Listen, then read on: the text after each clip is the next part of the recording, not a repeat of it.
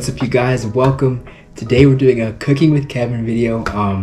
It's been a while. Actually, I don't even think I have another video on my channel. Like, I talked about doing it like 3 years ago, and then like I did like a tiny like clip thing, but like that wasn't really a cooking with Kevin video. But today is basically our official first cooking with Kevin video. This is gonna be a series. I don't know what I'm gonna make next, but today we're making cinnamon French toast. So it's really easy. Like, I didn't want to start off with something that was like crazy and elaborate. I kind of just wanted something simple that anyone could follow along with. So I'm gonna give you guys the ingredients, the steps.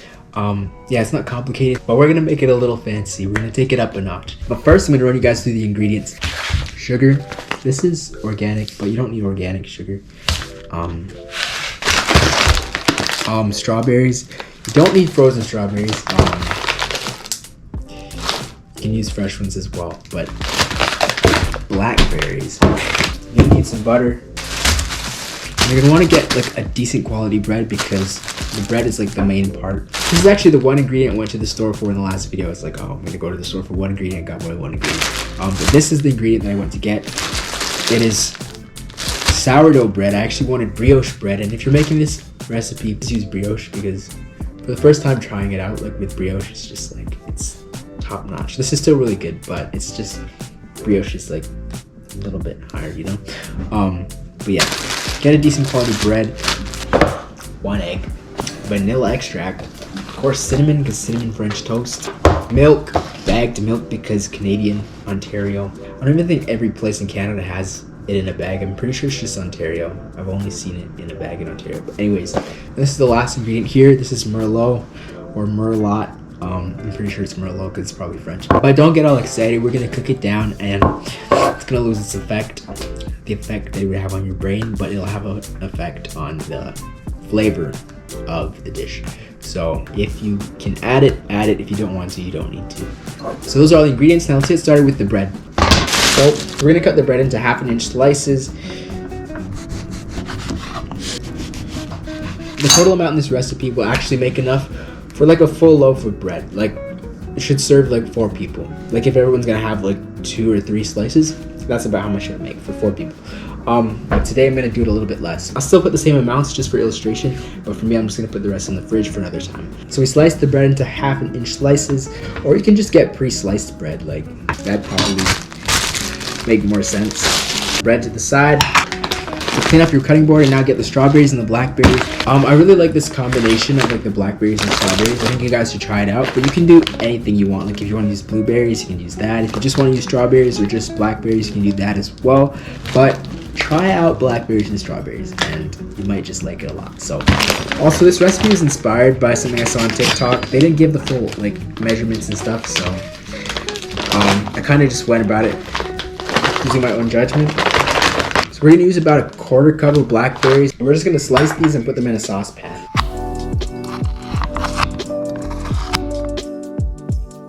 You don't have to slice them too much. We're just gonna do this so it can cook more evenly, a little bit quicker as well.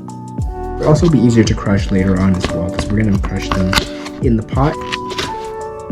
One thing I forgot to mention is that I like to use icing sugar for this compote mixture because it has a little bit of cornstarch in it already, which will help slightly thicken the mixture. So if you have icing sugar, you can do that. If you don't, it's fine, don't worry about it. Just use regular sugar and it'll be the same. Just cook it for a little bit longer. For this, I'd say like you want about like 3/4 of a cup of this. It looks like something else. I just like poofed up in the air and then I just tasted it.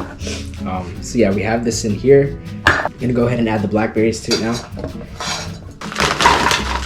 Now we're gonna add in our strawberries. I'm using about 1/2 cup of these. Might be a little bit more. Usually when I'm cooking, I don't really look at the specifics. I kind of just like go by what it looks like as I'm cooking, and like it kind of helps you to just like have more freedom in the kitchen when you just practice. With like kind of looking at how much you're putting in and what effect it's adding as you add a little bit more, a little bit less when you make it another time. So yeah, it's really just trial and error. And like, I started cooking like I think 14. Obviously, like, I helped around with my parents before that, but like 14 was when I basically like got interested in it. I had like a family studies class in high school, and from then I was just like, I really liked it. It was like kind of therapeutic, relaxing, a way to just like, I don't know, just do something that's kind of also another creative outlet as well for me. So, and like it doesn't have to be stressful, it can be fun. Like I remember everything I made at the beginning was like so bad, it really tasted unedible and disgusting. I mean, I did follow recipes a lot, so that helped as well with just growth.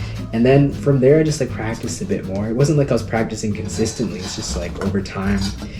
I mean, you're cooking every now and then anyways, and like cooking is kind of like a life skill, it's good to have.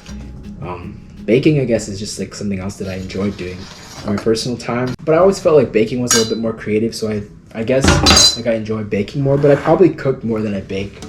So we got our strawberries and blackberries here with the icing sugar. Again, you don't have to use icing sugar. You can use regular sugar as well. So I'm just mixing that in a little bit. Now we're gonna add the Merlot. So I'd say about like 1/8 of a cup of this. Like it's really not much. We're gonna put this on the stove on medium heat until it comes to a boil, and then we can check it, stir it, make sure it's not burning or anything. But let's put this on the stove. Okay, now we're gonna get started with the egg mixture. So again, we're only using 1 egg. Then we're gonna add in about 4 tablespoons of sugar. Grab our whisk, a healthy teaspoon of cinnamon, about like a teaspoon, half a teaspoon of cinnamon, and then we're just gonna whisk this. The goal is basically to whisk it until the eggs get a little bit more pale. So I have the egg mixture here and it's whisked a bit. I'm gonna add a little bit of milk, about like 1/4 cup. Again, I don't really measure it too much. Half a teaspoon of vanilla extract. I'm gonna put about a tablespoon or so of this. It's really just to kind of cut through some of the egg flavor. It kind of adds a little bit of richness. And it has like this purplish color. You can't see it on the camera too well. Last thing will be to add a pinch of salt. Salt kind of, it's not to make it salty, but because there's so much sugars going in this, the salt kind of just gives a little bit of a contrast, and the salt just adds a little bit of balance to it. So yeah, as you saw, that wasn't really much salt. Like if you wanted to measure that, that's like 1/8 of a teaspoon.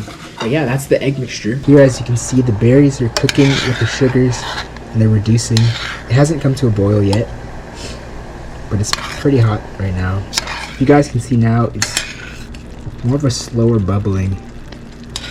Before it was bubbling more rapidly, but now the reason why it's slower is because the mixture is thickened. You can't tell too much by dripping it because it's still kind of liquidy because it's hot. But if you were to cool it down, you notice right away that it's a lot thicker now.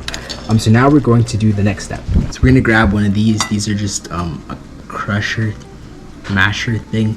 We're gonna do that. We're gonna crush the berries, and it's basically gonna be like a jam consistency. So the mixture is ready now. I put a thermometer in and it shows 100 Celsius, and I'll show you guys what the consistency is like. It's not really yet like a compote consistency. It's a little bit more liquidy. That's because we're using it more like a syrup. So this is the perfect consistency with the berries crushed. And you can turn off the heat at this point. Now we're gonna move on to making the French toast, combining it, putting it together. So now we're gonna prepare our French toast. We're gonna dip the bread in the egg mixture, but first, let's cut some butter because we're gonna fry it in a pan with butter. You're gonna want like a couple tablespoons. But what I like to do, I like to just put it down here, and then I'll cut it into cubes. So now I have like 12 perfect cubes right here. And then it's kind of easier, you just put like 1 cube on each side, so it's easier to like measure it out. So let's begin with the bread now. So we have our egg mixture here, as you can see. Here's our bread, butter. So now we just dunk the bread in the egg mixture. Make sure you get it coated on both sides. Really soak it in there.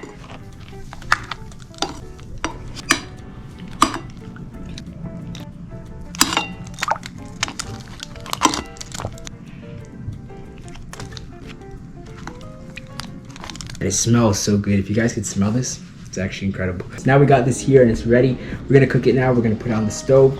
It's out about medium low. Put down 1 cube of butter, place down the bread, flip it on the other side. Make sure you put a cube of butter underneath before you flip it, and then it's ready. Also, just to show you guys again what this mixture looks like, this is the berry compote. See how it's really like reduced, and now you can see the thickness more. So you get 1 cube of butter down in there.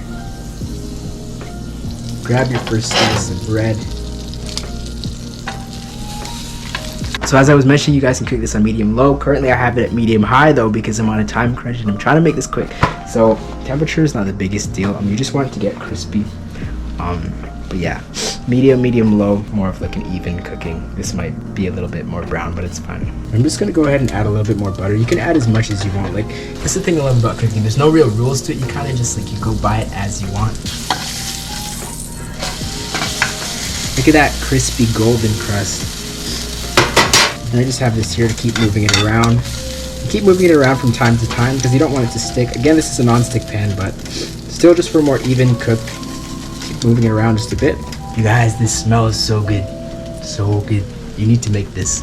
Make it. Just make it. Just make it. No more excuses. Just make it. So this one's ready to be plated. Let's get the next set of butter down.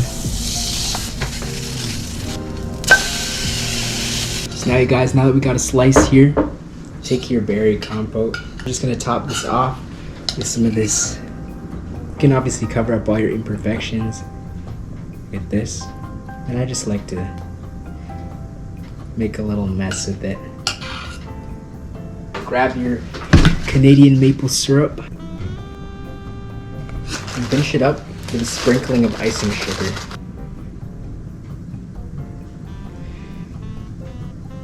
Now, don't judge my presentation. It's not the best. I've probably done it better than this before. But like, presentation is not the biggest deal when something that you're making tastes absolutely fire. So you guys, make this. Just make it. It's like, it's simple and it's so good. Now listen to this. Just look at that. It's crispy.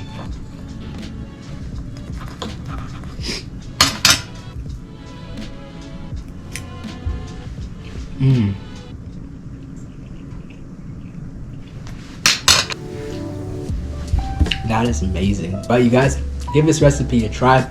Let me know what you think. I'll put more accurate like measurements in the description. So I know I kind of just like threw things in here and there, but I'll put those in the description. You guys can check those out. I hope you guys enjoyed this video. This is episode 1 of Cooking with Kevin. There will be more in the future. Make sure you leave a like, comment, and subscribe if you enjoy the channel, or unsubscribe. If you have any suggestions for a future video, leave it in the comments below and I'll probably try it out because I don't know what I'm going to make for my next video, and I want to do more Cooking with Kevin videos in the future. I kind of said that really fast. But yeah, I hope you get the point. Suggestions, I'll get to those. Leave them in the comments. I'll catch you guys around in the next video.